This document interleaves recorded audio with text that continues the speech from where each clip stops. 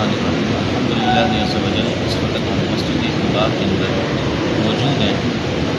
قرآن مجید قرآن رشید کے اندر رب الجلال جل وعلا نے ارشاد فرمایا لمسجد اسس علی التقوی من اول یوم۔ خالق کائنات فرماتا ہے کہ یہ وہ مسجد ہے کہ جس کی بنیاد پہلے دن سے ہی تقوی پر رکھی گئی۔ حضرت عبداللہ ابن عمر رضی اللہ تعالیٰ عنہ آپ فرماتے ہیں کہ سرکار علیہ السلام ہفتے میں کبھی پیدل اور کبھی سواری پر اس مسجد کے اندر تشریف لاتے اور 2 رکعت نماز ادا فرماتے۔ یہاں ایک تو یہ پتہ چلا کہ اگر کوئی بندہ پیدل سفر کر کے آتا ہے وہ بھی آمنہ کے لال کی سنت پر عمل کر رہا ہے، اور اگر کسی سواری پر سوار ہو کے آتا ہے وہ بھی سرکار علیہ السلام کی سنت پر عمل کر رہا ہے۔